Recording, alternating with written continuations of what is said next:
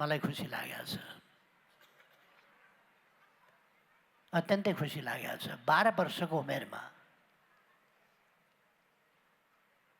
at the age of 12,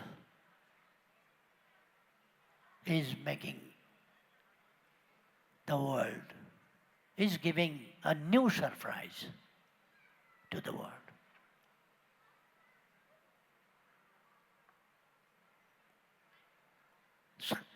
Sometimes there are like miracles. We have in Nepal one child, people have given him Bal Guru's title. He never went to school. Any school he never went. He never learned anything. There is no teacher, no source of learning. He is disabled. He cannot speak. He cannot move. He can't do anything. But he writes in English, Nepali, or any language, other language as well. Yeah. I would be a little bit concerned. I'm looking at the dad, yeah, when I say that. Yeah. I would be a little bit concerned if any of the girls from my school actually had interest in me. That would be a little bit scary. Because that's what we call a criminal offense here in the U.S. Yes. So, yeah. But it's definitely an interesting question. Yeah. I don't know if I've been asked that before, actually. So that's an eye-opening question. You've got to grab my attention first. I mean, so that's why I really, my first impressions of Nepal are extremely great. I loved meeting everybody here. Nepal's culture is wonderful, as well as its food. And I can't wait to come back here again once I have the chance, and especially to meet you. Thank you. Thank you so much. That's wonderful. Yes, the food. And you got to see Everest yesterday as well. A little glimpse of Everest as well as meet former Right Honorable Prime Minister. So I think you're getting a whole dimension of Nepal. Now let me talk about your childhood. You're only 12, but what to talk about childhood? But early childhood. What are your earliest recollection, memories of your family, and who all are there in your family? Let's start with that.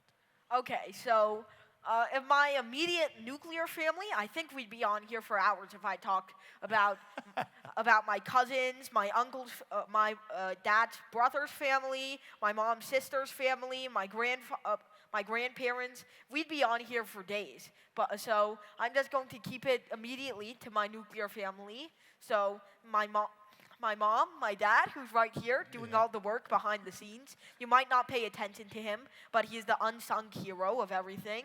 And please. I think we should have gotten a louder round of applause for him, but yeah. There we go. That's what I'm talking about. I really, really wish my mom and my brother could have come here today, but unfortunately they are occupied with their own work. My brother is about to he is about to obtain his bachelor's degree at the City College of New York, and my mom is doing her master's degree in child psychology. So they're all doing very interesting things, and I'm really grateful to them all, but of course, I can't just keep the answer at that, because that's what everybody says about their family. I think what you're really looking for is going more in depth. Yeah. So, about my family, I first want to start with my brother, because my brother has really been the main source of inspiration for me. Give me 1 second, sorry. So, okay. So, my brother's really been my main source of inspiration for the longest time, actually. What's the age difference between you and your brother? He was born on March 18, 2003, so that would make it about 9 or 10. Okay.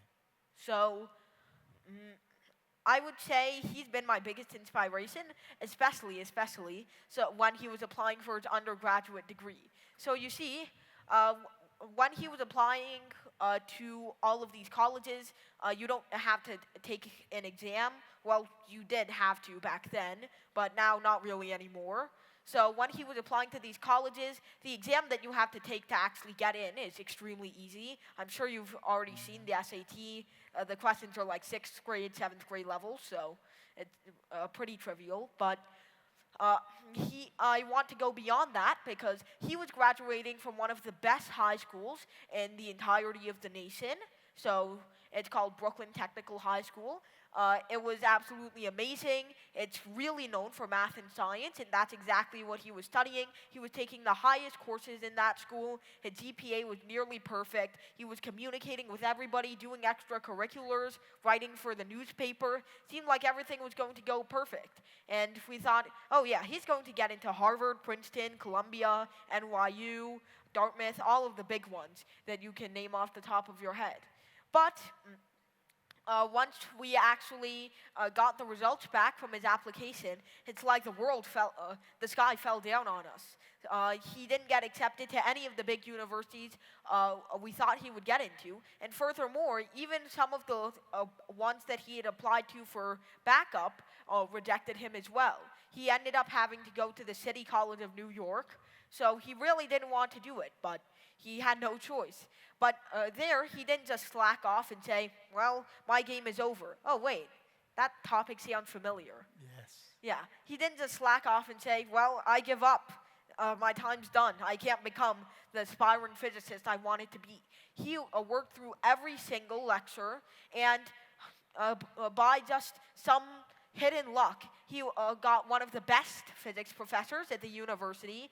I think his name is Professor Boyer, and he was able to absolutely excel in all of the topics he did. Kept a nearly perfect GPA, so 3.95 out of 4. So he did the best he could, and now he got accepted to one of the best universities for his graduate degree in the United States, Brown University.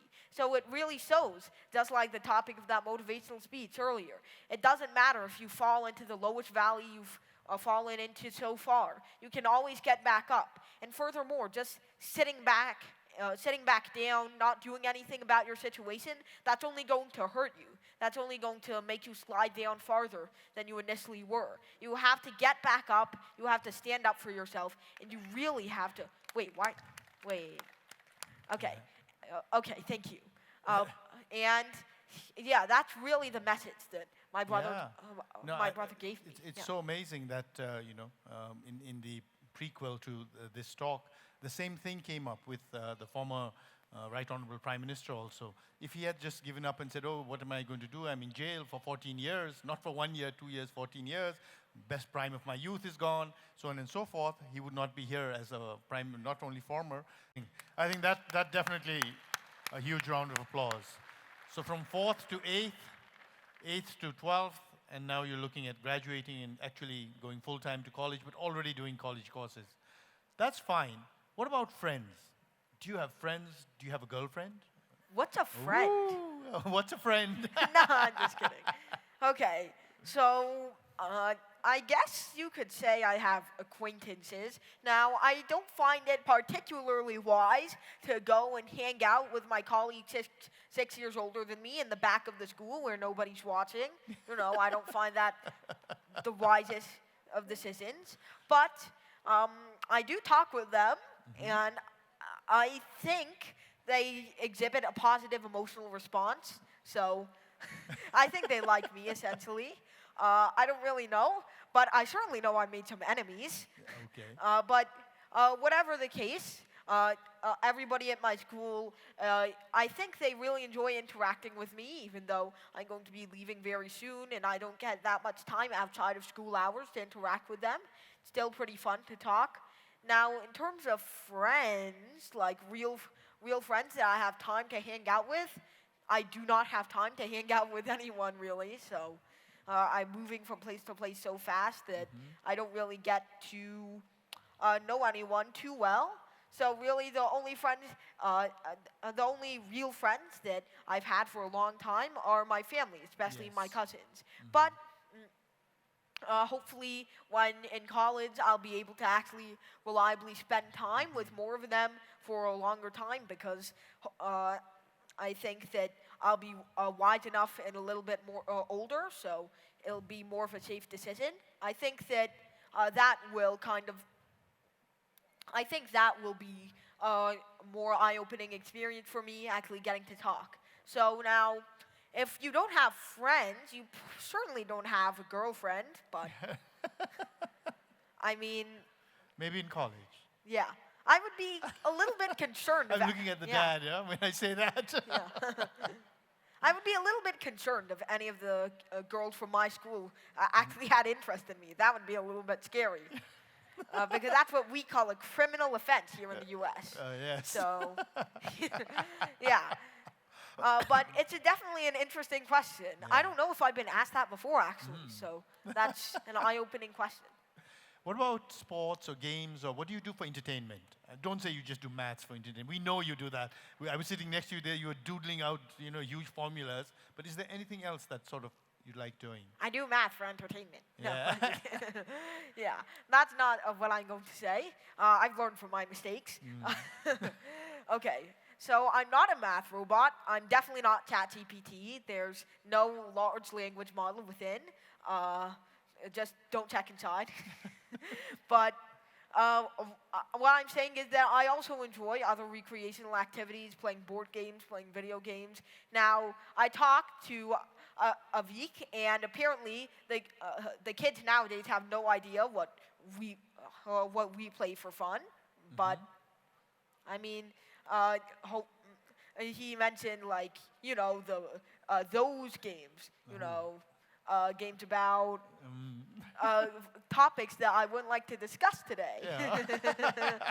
Yeah. So I wouldn't say that I'm playing all of the games that a normal 12-year-old is playing, because those probably consist of games that are either too boring or too vulgar for me to experience and enjoy.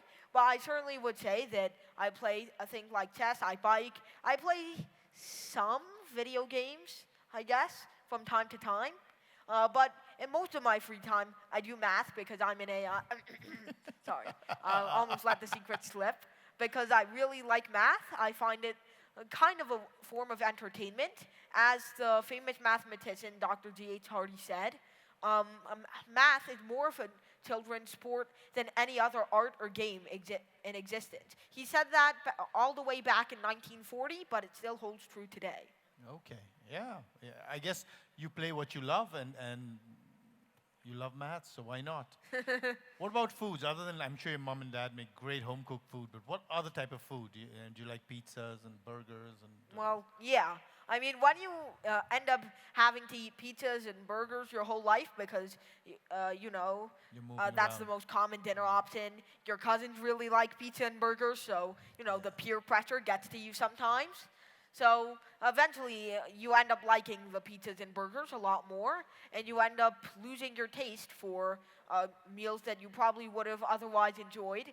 And actually, last time I visited India in February, I went to, I think you might know it, it's this really famous biryani store in Hyderabad named Paradise. And the biryani I had there was so good that I just never found any taste in any other piece of food again. It was like an enlightening experience. And now I can only have biryani from there. Yeah, but seriously, I get about college. That's really an unknown question. The future ahead is very scary, but I'm very grateful that I was already able to get a little piece of college by being able to take these college courses. They're not one right after the other. Well, coincidentally, my linear algebra course was right before my multivariable calculus course, but generally they're not going to be one after the other like high school is. They're going to be sprinkled around at different times, so you have time to relax. And also, it's not uniform periods where you have the same amount of time to learn something every day. And generally, classes in college are much, much longer than in high school, mostly so you can cover the same amount of material in a much shorter amount of time, like one semester compared to the 180 days of school mandated in the US. So this amount of material is really what makes it much, much different than high school. But the fact that I was already able to experience both those aspects, the new workload, the longer periods, the time difference between classes, and the fact that the classes aren't every day, they might be once or twice or thrice a week. So that's what I think, are the most important aspects of college, and that's what I think, thankfully, are the ones that I've experienced. But those are the most important academic aspects, of course. And I think when you talk about what are you expecting from college, you're not just focusing on the academics, but also on the social aspects Yes. of college. And those are very important too. Because, when I finish my bachelor's degree, I'm probably going to be 15, 16, or 17. So, no, not 17, 15 or 16. That's going to be a pretty long time from now. Maybe I'll be more mature. Maybe I'll be able to actually make some friends. Maybe I'll feel a little bit more safe going out with these larger people. But I think that more so, I want to focus on my academics, but I also want to be able to make connections, talk to other people, make connections to my professors as well, because the ones that I've already made are absolutely wonderful, and I want to get to know more people as I start coming to academic life and academia. And I want to understand how college life actually works. Now, it's not like I'm going to be playing drinking games at 3 in the morning. I don't think you can drink legally anyway. So No. Other than Coca-Cola drinking games. No. So it's not like I'm going to be doing that kind of stuff, but I'm going to try and interact with these other people a little bit Yes, more than I exactly. have before. Yeah, wonderful. That's wonderful. So,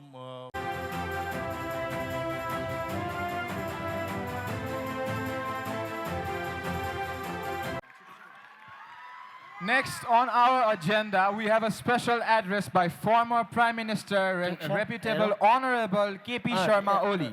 Let's hear his words of wisdom, everyone.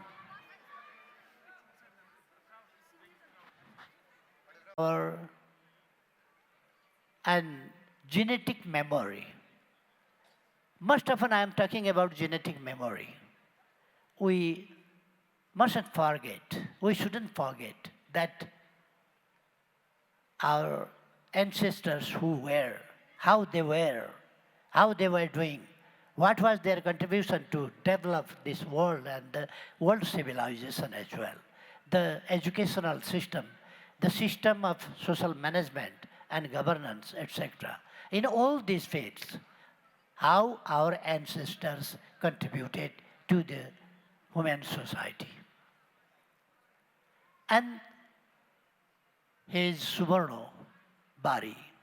It means he is from this part of the land. His ancestors were from this part of land where the learned people were born. The first education was started from this place. First university was here, Takshashila University, some 2800 years before. And it worked for several hundreds of years. And after that, other universities, other 10 universities were established here, and they contributed. And I don't want to talk about their contributions now in details, because we have no time.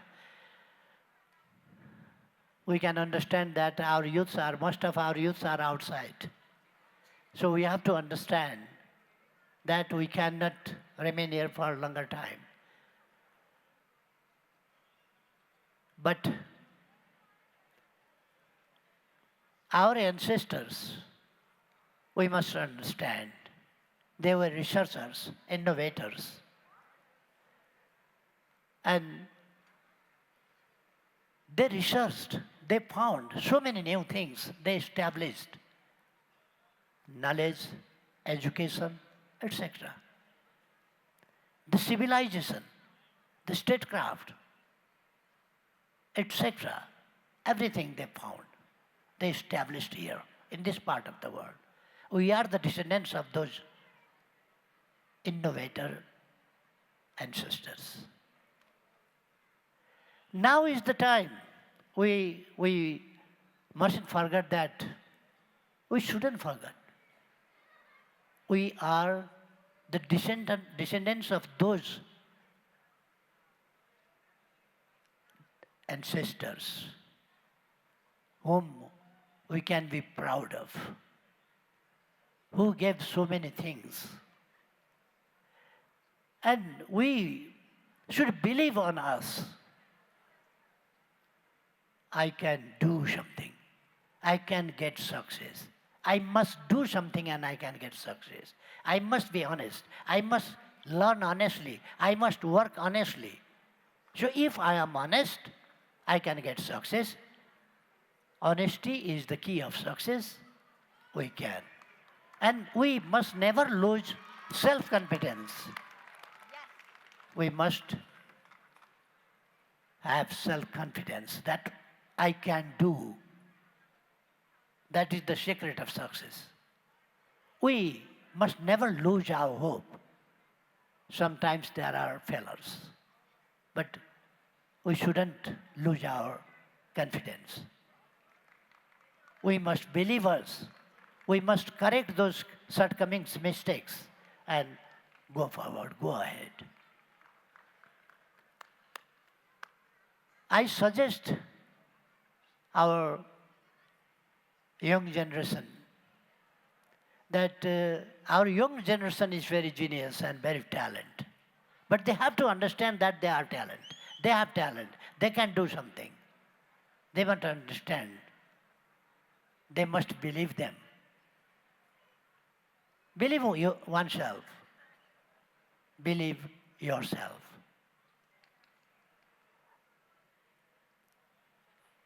Touch the sky. Break the all previous records. And make new marks at the top of the world previous marks. That must be the aim. But you must never forget your ground. Never forget your ground. And try to touch the new height. Break all the previous records. I would like to thank Soborno, Isaac, Bari for breaking that sort of world records and making a new mark in the age of 12. It's an example.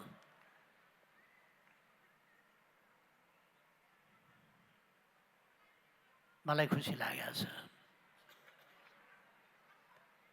अत्यन्तै खुसी लागेको छ 12 वर्षको उमेरमा at the age of 12 is making the world, is giving a new surprise to the world.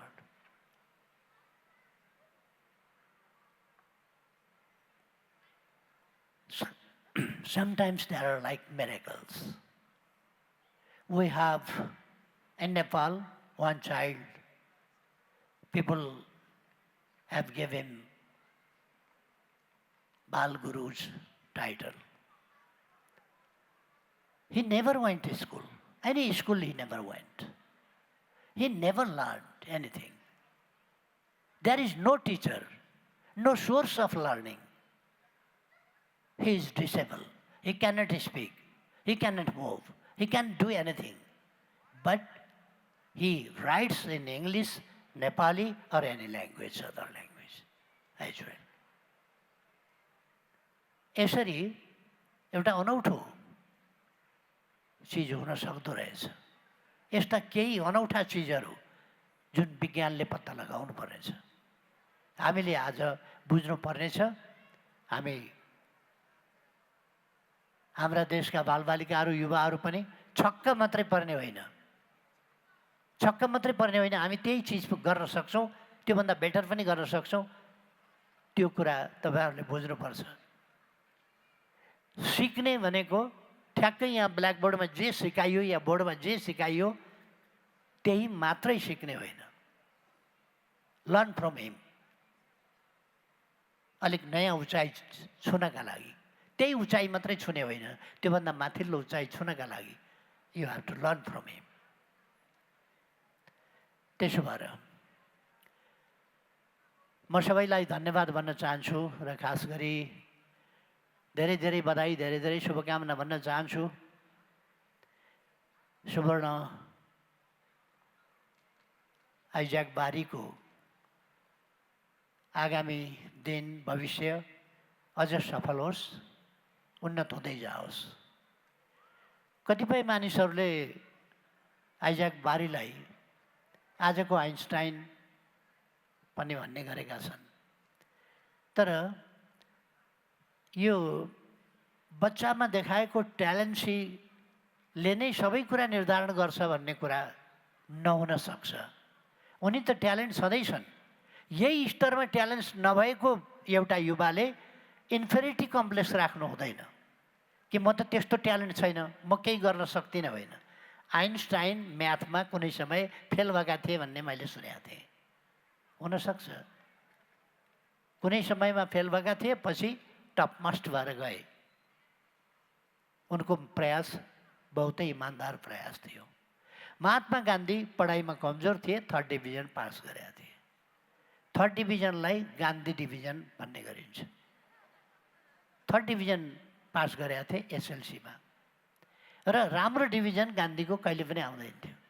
कमजोर डिभिजनमा पास गर्थे। तर पछि विश्वलाई शिक्षा दिने गुरु भए।